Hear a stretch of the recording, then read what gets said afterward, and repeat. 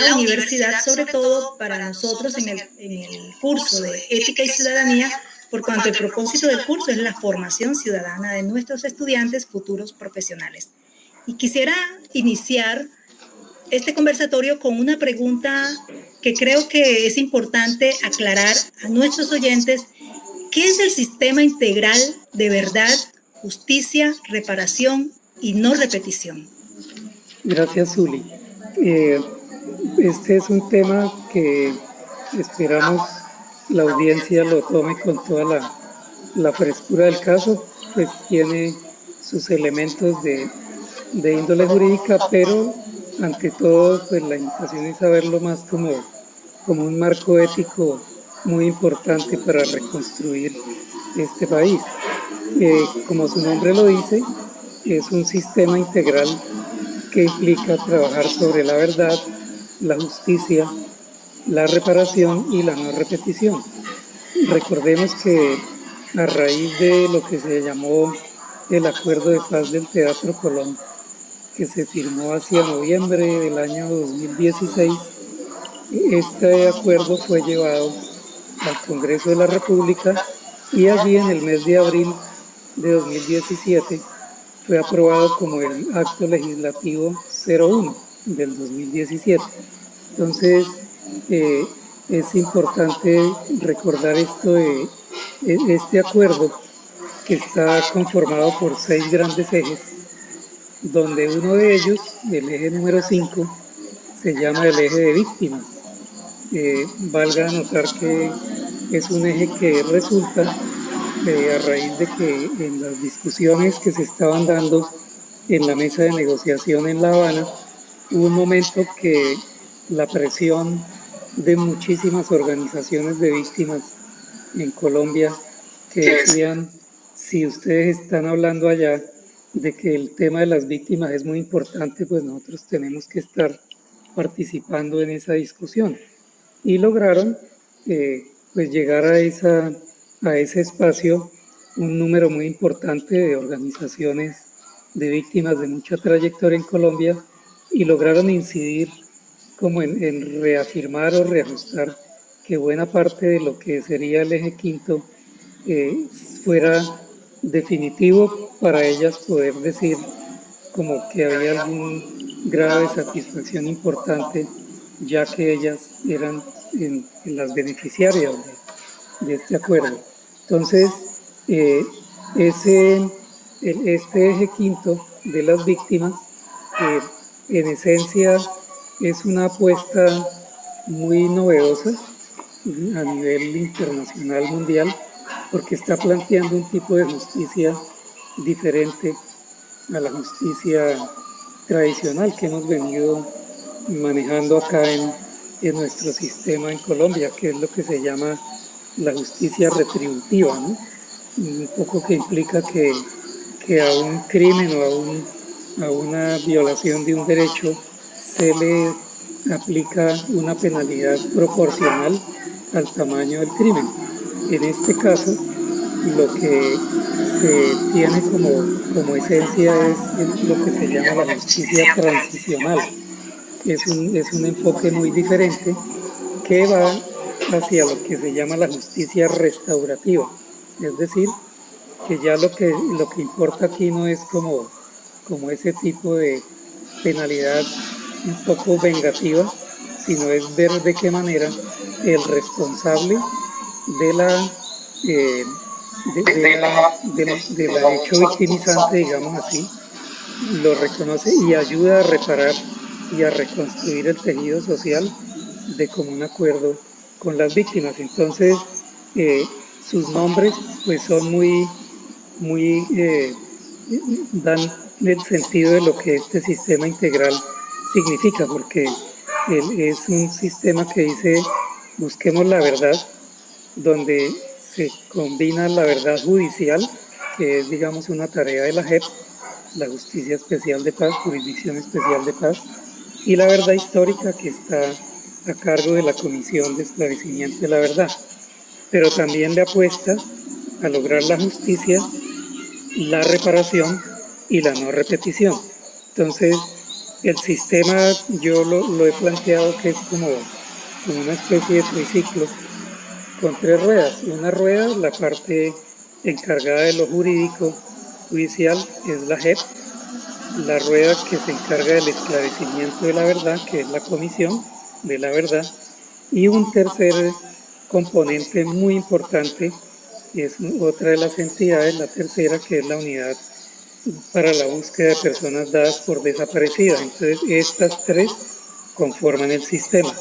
Y si ustedes, pues desde su cátedra de ética y ciudadanía, pues seguramente ya han abordado estos temas, pues estarán haciendo esa reflexión de que la parte que alude a la verdad, pues tiene que ver con un valor ético, la que alude a la justicia, pues son principios morales y todo un andamiaje que busca que haya lo que en este caso llamaríamos justicia transicional, y un tercer elemento que es la reparación, en el marco de lo que se ha venido tratando de poner cerca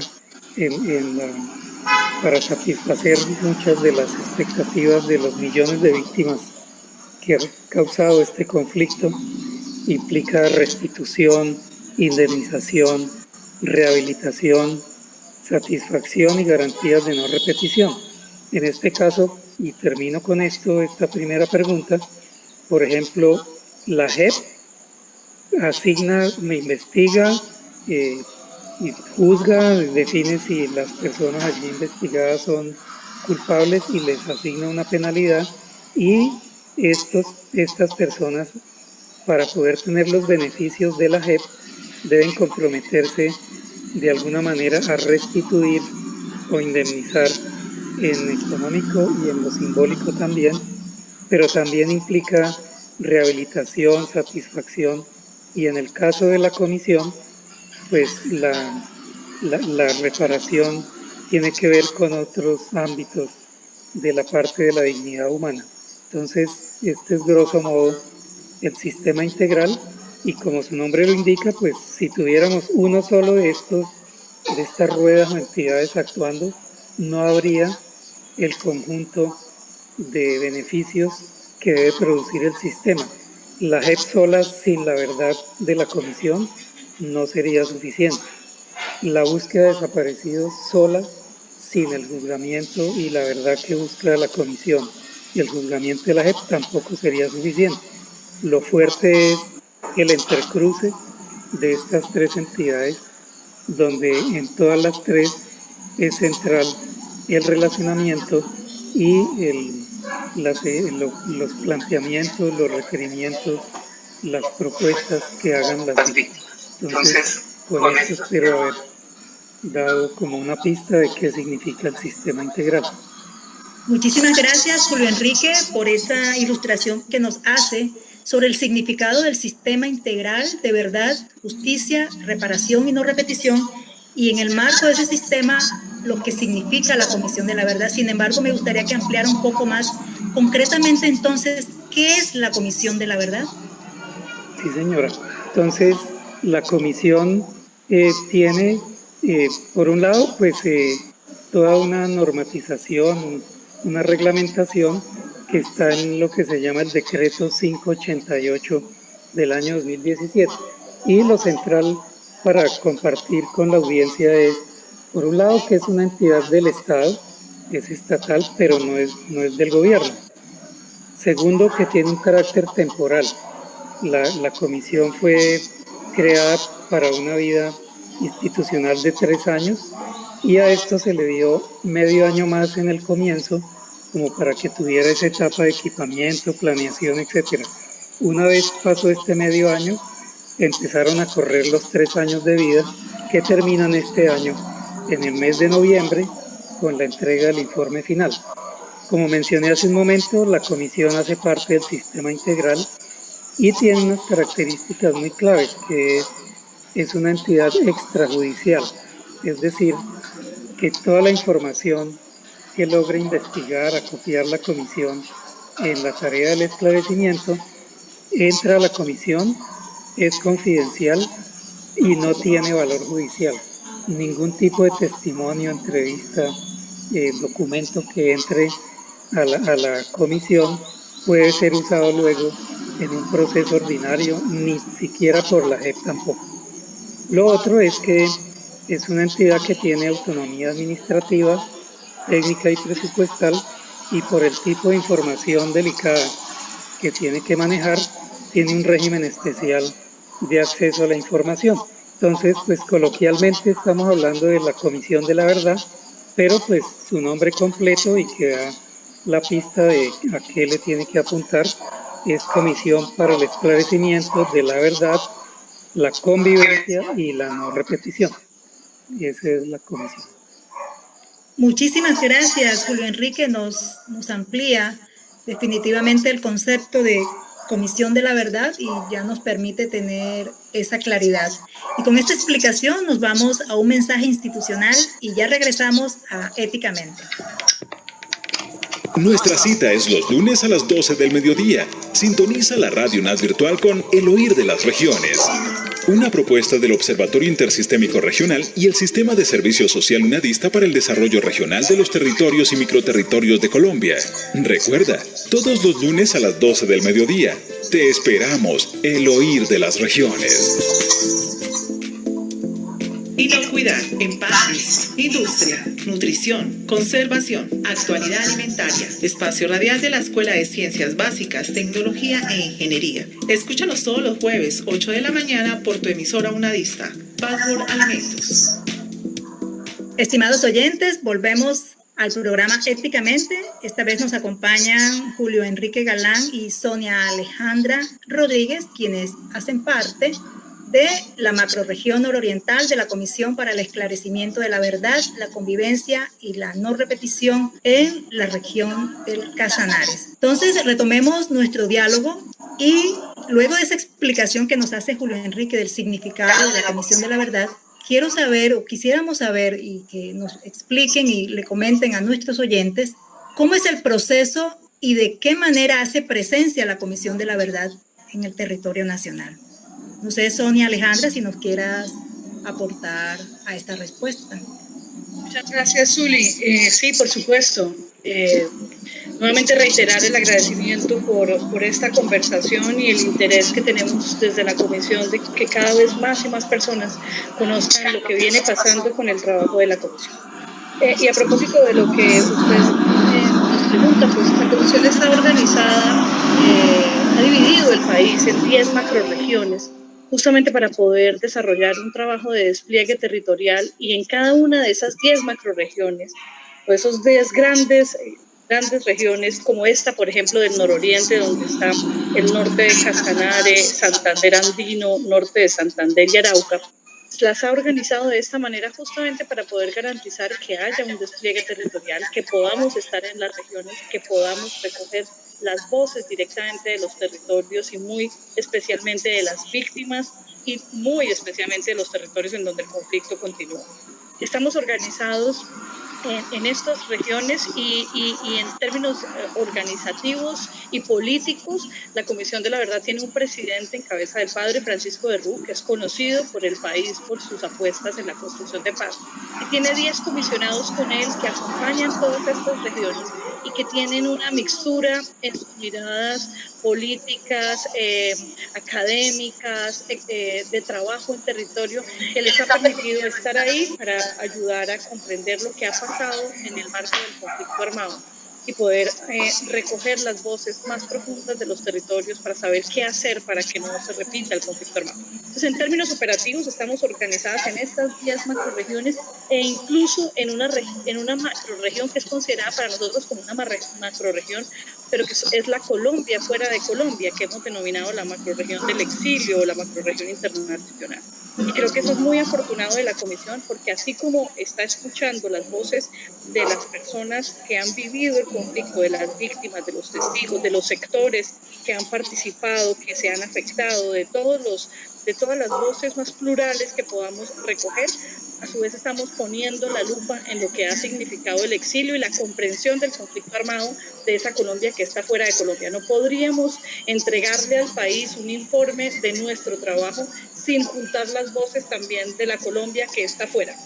¿Cómo lo venimos haciendo? Que es parte de lo que aquí también se nos propone responder, y como ya lo decía, a lo largo y ancho de todo este país organizado en macrorregiones, la Comisión ha apostado tanto a un ejercicio de investigación propia, de recoger testimonios y de ayudar a comprender aquí qué pasó, en clave de la sistematicidad del conflicto armado, en clave de los patrones del conflicto armado, y eso pasa por comprender hechos y casos que han marcado la historia del conflicto armado en el país, y para eso ha preparado, como les digo, una serie de equipos que directamente en territorio están recogiendo esos testimonios, pero también la revisión y la recepción de informes y de documentos en un país como el colombiano, que tiene una historia de trabajo y de documentación del conflicto armado. El Centro de Memoria Histórica, organizaciones, líderes, universidades, sectores, instituciones han entregado tanto bases de datos y propias de su ejercicio, como también informes a la Comisión. Llevamos alrededor de 1.220 informes recogidos en todo el país que nos ayudan a comprender esto que ha pasado, y alrededor de 24.000 personas han ofrecido su testimonio, han sido escuchadas de manera individual o grupal a lo largo y ancho de este país. Con esa información, tanto con lo que ya existe en el país que está documentado, como los informes que ha recibido la Comisión, como las personas que ha escuchado, pues con ese gran acumulado hacemos un proceso investigativo serio y riguroso que le permita a la Comisión poner en su informe final hallazgos que ayuden a comprender lo que ha pasado en el conflicto armado a lo largo de los más de 60 años de trayectoria de las afectaciones. Entonces, así estamos organizando el trabajo en las regiones, y por supuesto siempre apostándole que las víctimas sean nuestro centro, tanto nuestro centro político de nuestro accionar como testimonial. Las voces de las víctimas son realmente el centro del trabajo de la Comisión, pero por supuesto, como su tarea es contrastar, verificar, para poner certezas, para poner verdades, pues hacemos todo un cruce de información con lo antes mencionado para garantizar que en el informe final la Comisión para el Esclarecimiento de la Verdad puede hacer eso, justamente esclarecer la verdad de lo que ha ocurrido en el marco del conflicto armado en el país. Muchísimas gracias, Sonia Alejandra. Me parece interesante eso que acabas de mencionar, porque realmente uno entiende que hay mucha desinformación al respecto, y que eso que ustedes aquí están planteando nos permiten comprender realmente en qué consiste ese trabajo que hace la Comisión de la Verdad. Y en tal sentido, quiero preguntar, ¿cuáles son esos objetivos y cuál es ese mandato de la Comisión de la Verdad? ¿Cuáles serían entonces sus alcances, que a la final va a ser pues toda una apuesta para el logro de la paz en el país? Pues muchas gracias, profesora Zully. Mire, en el marco de, como lo decía mi compañero Enrique Galán, en el marco del decreto 588, que regula el trabajo de la Comisión, y por supuesto en el marco del Sistema Integral de Verdad, Justicia, Reparación y No Repetición, le pone a la Comisión la responsabilidad y el mandato de atender 4 objetivos específicos. Por una parte, el esclarecimiento. Es decir, lo que pone la Comisión en su informe final, lo que viene contrastando, verificando, será unos hallazgos en clave de la comprensión de este conflicto armado histórico y político y social. Esa es la primera línea. No ponemos opiniones de los comisionados, no ponemos opiniones de los equipos investigadores, sino que ponemos verdades y certezas que son el resultado de todo ese ejercicio anterior de contrastación, donde pone la voz de las víctimas y por supuesto de los responsables como un centro que ayuda a comprender lo que nos ha pasado. Ese es el esclarecimiento. Por el otro lado, la Comisión tiene el desafío de apostarle al reconocimiento. Leído el reconocimiento como, uno, el reconocimiento de las víctimas como seres políticos que tienen capacidad transformadora en este país. Entonces es darle la fuerza a la voz de las víctimas, no tanto en clave de la individualidad de los casos. La Comisión tiene el mandato en clave colectiva, no estaría, ni le alcanza ni es su mandato poder dar respuesta a los casos específicos o a los hechos victimizantes específicos. Por tanto, entonces la Comisión tiene la tarea de hacer un reconocimiento de las afectaciones de las víctimas y de su rol político en el país. Eso es uno, que tiene que dignificarse el valor político de las víctimas en este país. En ese mismo componente o en ese mismo objetivo de reconocimiento le apuesta a que los responsables, de manera voluntaria por su carácter extrajudicial, por el carácter extrajudicial de la Comisión, que los responsables puedan asumir voluntariamente la responsabilidad de lo que hicieron. Y entonces tenemos espacios de trabajo tanto privados como públicos que han puesto en evidencia ese reconocimiento que excombatientes, ex paramilitares y funcionarios incluso de la fuerza pública que se vieron involucrados en hechos de violencia en el marco del conflicto armado puedan reconocer su responsabilidad y hacer un pedido de perdón en clave de lo que necesita este país para ayudar a sanar y a recuperar la confianza en el otro. Y en clave también de reconocimiento, pues le apostamos a un reconocimiento de la misma sociedad civil, de cómo somos capaces de interpelarnos nosotros también como ciudadanía y de saber esto que nos ha pasado y comprender el dolor de las víctimas y de las afectaciones de los territorios que viven aún en conflicto armado y poder tener la fuerza como sociedad de rodear esto que nos ha pasado, de comprender esto que va a poner la comisión y de entender la corresponsabilidad que tenemos todos con no naturalizar la violencia, sino al contrario de apostarle a que hay formas distintas de relacionamiento en donde no se puede instrumentalizar el conflicto armado para fines personales. Entonces llevamos esclarecimiento y reconocimiento. Y la comisión le apuesta también entonces a dos objetivos que son muy importantes para nosotros.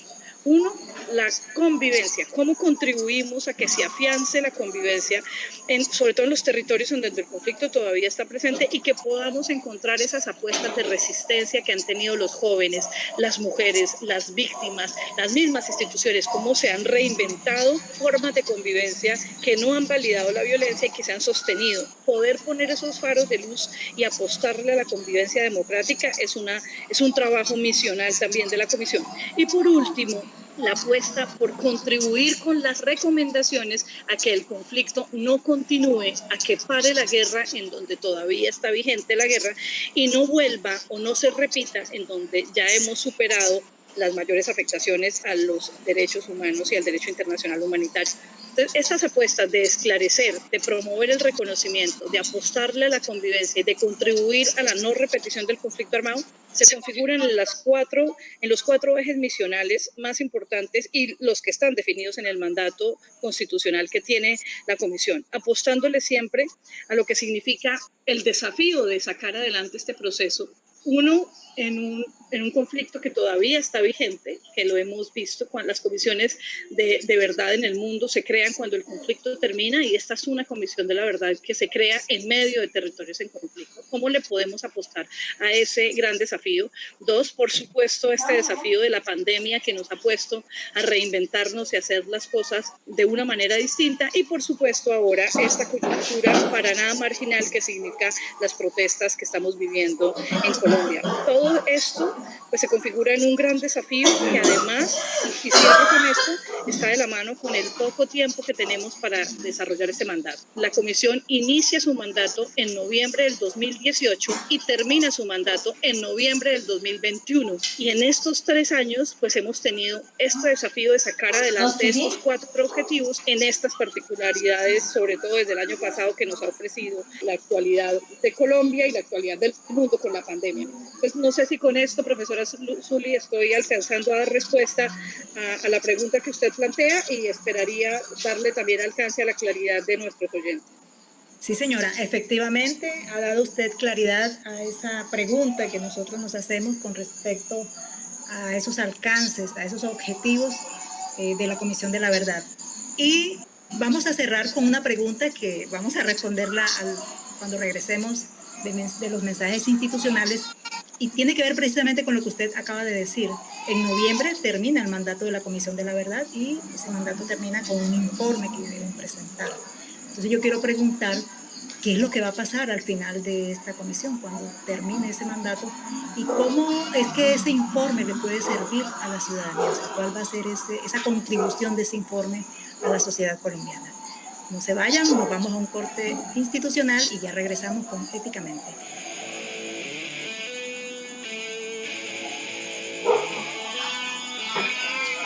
Acompáñanos a revivir álbumes icónicos del rock, desde la voz de sus fanáticos. Historias del rock, todos los miércoles a las 2 de la tarde, hora colombiana, por Radio UNAD Virtual.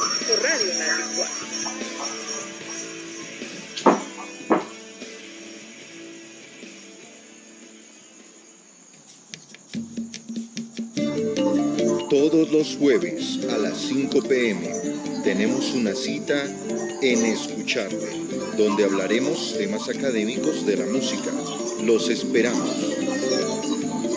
Estimados oyentes, estamos de vuelta aquí a nuestro programa Éticamente. Nos acompaña Julio Enrique Galán y Sonia Alejandra Rodríguez, quienes nos están hablando de la Comisión de la Verdad, el papel que juega la Comisión de la Verdad dentro del sistema integral de verdad, justicia, reparación y no repetición, y nos han comentado sobre los alcances, objetivos de la Comisión de la Verdad y la importancia y cómo opera en el territorio nacional. Entonces vamos a cerrar nuestra conversación con una pregunta que nos inquieta a todos los colombianos, y es que pronto termina el mandato en el mes de noviembre con la presentación del informe que ellos han elaborado y que ya Sonia nos ha explicado cómo ha sido ese ejercicio. Entonces la pregunta es, bueno, ¿y qué va a pasar al final de esa comisión? ¿Y cómo es que este informe, o qué le va a contribuir este informe a la sociedad colombiana, a la ciudadanía? Entonces, no sé quién desea responder esta pregunta o si ambos pueden darle respuesta. Sí, Zuli, pues la pregunta es bien difícil en el sentido de que no es propiamente como adivinar, pero sí con lo que ha venido sucediendo, tratar de establecer unos escenarios posibles, porque ya, digamos, hay algunas dinámicas que pueden dar pistas de qué podría estar pasando en noviembre cuando la comisión entregue su informe. Yo me adelanto y planteo 2 o 3 cosas y luego a ver qué me complementa Sonia. Yo creo que una es, digamos, a partir de testimonios, de posturas, de comunicados también que han venido emitiendo el Pleno de Comisionados. Entonces ya ellos, por ejemplo, han dicho que el país no puede esperar un informe final políticamente correcto. Dicho de otro modo, va a ser un informe políticamente incorrecto porque no puede ser un informe que se congracia con alguno de los grupos poderosos pues que han estado tras bambalinas de este gran conflicto armado interno.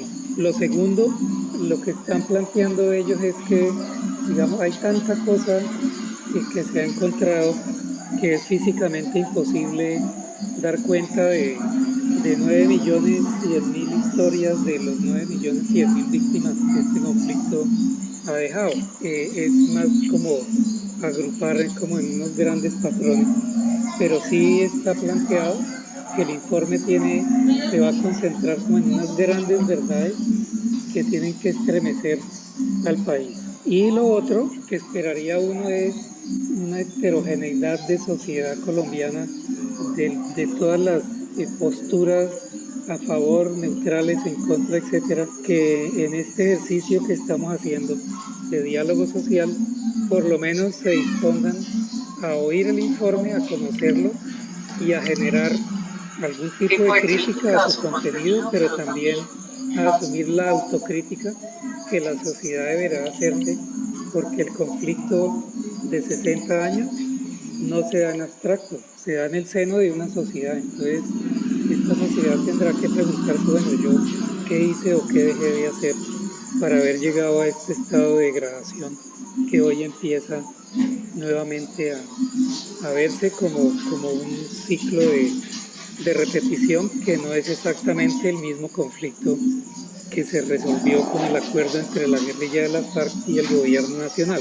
Dejo aquí para que Sonia ponga de su canasto otros ingredientes. Gracias, Enrique. Sí, me junto a lo que ha planteado Enrique, y yo resumiría esto como en 4 grandes cosas que deja el trabajo de la comisión. Uno, deja un informe final. Es esto justamente lo que está poniendo Enrique, las verdades puestas en un informe final, que esperamos sea, por supuesto, un documento escrito, pero que también pueda darse de muchas otras maneras, de tal suerte que pueda llegar a muchos públicos. Y estamos pensando en lo que podría ser un informe transmedia, es decir, un informe que además de que tenga los contenidos escritos y puestos en otras lenguas, no solamente en el español, también pueda tener una suerte de información digital que pueda ser utilizada y usada. Es decir, este es un informe vivo que esperamos pueda ser apropiado socialmente por la gente. Es un archivo que va a ser muy robusto, que tiene un sistema de información misional, que tiene mucha información puesta ahí. Por supuesto, hay unas restricciones y unas limitaciones para las voces y los testimonios, ni más faltaba que eso fuera a ser de carácter público, pero hay mucha información de ahí que va a ser de carácter público y que lo que esperamos justamente que pase es que la gente se apropie, la academia, las organizaciones, el parroquiano de a pie pueda reconocer en ese informe esas verdades, esos hallazgos, pero también esa suerte de recomendaciones para saber qué hacer. Ese es un primer punto, el informe final puesto de muchas maneras. Dos, está dejando, por supuesto, por mandato, porque su decreto así le exige, un comité de seguimiento y monitoreo. Aún está en definición quiénes formarían ese comité de seguimiento y monitoreo a nivel nacional, pero esa es una instancia que le debe hacer seguimiento a las recomendaciones. Este es un país que ha pactado muchas cosas y donde las recomendaciones, sin tener un carácter vinculante jurídico, sí tienen que tener un carácter vinculante ético, histórico, político. Y este comité de seguimiento y monitoreo le hará seguimiento justamente a eso. 3, estamos dejando unas redes de relaciones, unas redes aliadas en los territorios que justamente ayuden y acompañen tanto a que este comité haga seguimiento como a que puedan apropiarse estos informes, como que este informe de la comisión no llegue a unos anaqueles, sino al contrario, pueda ser utilizado y se pueda movilizar la información que está puesta ahí. Este es un documento inacabado, seguirá necesitando la robustez de las investigaciones y de los aliados que acompañen ese ejercicio, por lo tanto esa red aliada es muy importante y tenemos muchos aprendizajes en ese ejercicio. La fuerza de los jóvenes esta vez cada vez es más evidente, la academia cada vez está más comprometida, las organizaciones sociales y los defensores de derechos humanos, muchas instituciones están acompañando este proceso, comunidad LGTBI, comunidad afro, el capítulo indígena es muy fuerte dentro de la comisión, el capítulo étnico en general es muy fuerte dentro de la comisión. Entonces creemos que tendremos redes que realmente puedan ayudar a acompañar a que esto no se muera con la ida de la comisión, con el cierre de la comisión. Y cuarto, con esto cierro, pues nosotros estamos dejando también unas metodologías de los procesos de diálogo social, de los acuerdos de convivencia que se están afinando, de los reconocimientos. Entonces, hay una riqueza metodológica que también puede ser muy útil para las organizaciones, para la academia, para algunos sectores. Entonces, creo que tenemos un panorama de cosas importantes que estamos dejando.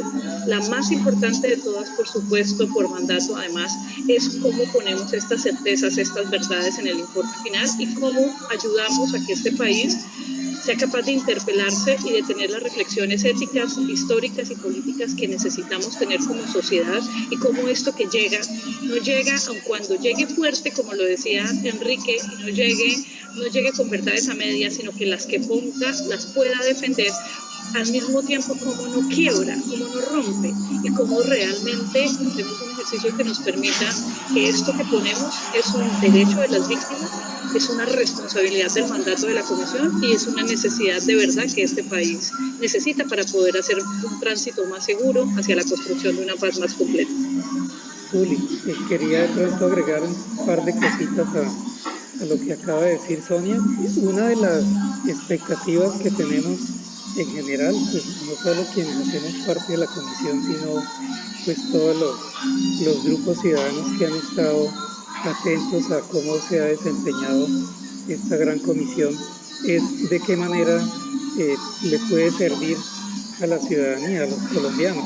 Y en ese sentido, nosotros esperamos muchas cosas, pero algunas que son claves es que ese informe de sus distintas formas de presentación, esperamos sirva para entender la complejidad de la trama de poderes y sectores que se han beneficiado con la guerra, es decir, que superemos esa mirada de blanco y negro que suele simplificar y que mientras se analice esto como algo simple, pues no vamos a poder encontrar el remedio.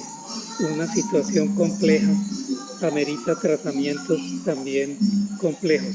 Lo otro es que va a haber un enfoque muy especial en poder contar cómo el conflicto afectó de manera diferente a hombres, mujeres, personas LGTBI, cómo afectó de manera diferente a niños, niñas y adolescentes, cómo fue el impacto en los territorios y la cultura de las etnias indígenas, de las poblaciones afrocolombianas, de los campesinos y muy importante también del empresariado, que fue en buena medida también víctima del conflicto.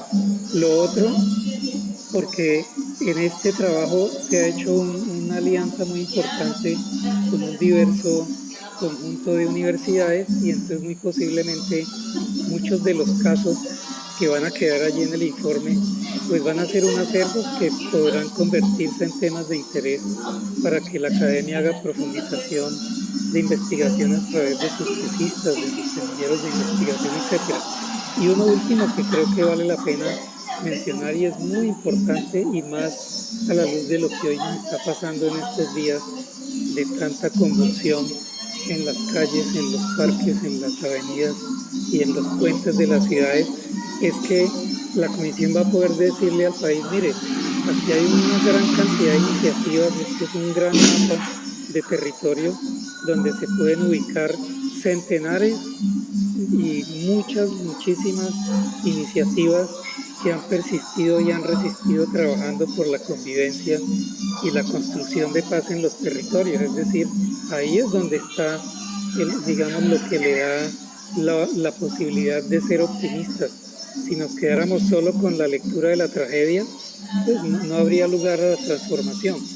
La transformación en buena medida va a estar en cómo la comisión va a visibilizar que a pesar de esta tragedia, en todas partes sigue habiendo organizaciones, movimientos, personas, grupos de interés que en medio de la guerra siguen sembrando semillas de paz y en ellos es que está en buena medida la posibilidad de reconstruir este tejido que ha sido degradado por la tragedia de esta guerra tan larga y tan cruel.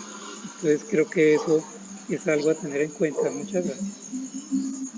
Muchísimas gracias a ustedes por su intervención en nuestro programa Éticamente y nos corresponde a nosotros como academia esperar ese informe, leerlo, analizarlo y ponerlo en discusión también con nuestros estudiantes, nuestras redes de docentes y con nuestros invitados en los distintos programas que tengamos. Muchísimas gracias entonces a Sonia Alejandra Rodríguez, ella es la coordinadora de la macrorregión nororiente, y a Julio Enrique Galán, quien es coordinador territorial en Casanare de la Comisión para el Esclarecimiento de la Verdad, la Convivencia y la No Repetición. Muchísimas gracias por haber aceptado la invitación a nuestro programa. Muchas gracias a ustedes, profesora Zuli, profesor Luis Fernando, un abrazo y ratificar nuestro agradecimiento por este espacio, celebrar que exista este espacio y que exista la voluntad de acompañar y rodear la construcción de paz territorial y que por supuesto se entienda a la comisión como parte de este anclaje que logre mejores oportunidades y mayores contribuciones a la construcción de la paz. Así que muchas gracias y estaremos siempre muy atentos a seguir acompañando estos espacios y a seguir apostándole a la verdad como un bien público que nos ayuda a transitar hacia la paz. Muchas gracias y un abrazo para todos y todas las oyentes. Bien, a Zuli, al profe Luis Fernando y por supuesto a toda la audiencia de este gran programa de radio. Muchísimas gracias por la atención. Esperamos que hayamos logrado aclarar un poco lo que significa este sistema y en particular la comisión, y muy atentos siempre a participar en estos espacios de diálogo social que nos permiten ir generando una red de aliados dispuestos a escuchar y a implementar las recomendaciones de no repetición que formulará en su momento la comisión. Muy amables. Gracias a ustedes, y las puertas de nuestro programa Éticamente están abiertas para cuando deseen acompañarnos. Bueno, Luis Fernando, muchísimas gracias. También me despido. Gracias por la invitación a ser parte de este programa y de haber acompañado a nuestros invitados. Bueno, estimados oyentes, hemos llegado al final de esta emisión dedicada a la Comisión de la Verdad en Colombia. Y aprovecho la oportunidad para agradecer a Zuli Castro por la conducción de esta emisión de Éticamente, como también a nuestros invitados Sonia Rodríguez y Enrique Galán, miembros de la Comisión para el Esclarecimiento de la Verdad, la Convivencia y la No Repetición. Recuerden que este espacio se encuentra a disposición para hablar sobre los procesos ligados al acuerdo de paz en Colombia. De esta manera finalizamos esta emisión de Éticamente. No olviden sintonizar los próximos programas de Éticamente. Nos encontramos en otra oportunidad. Hasta pronto.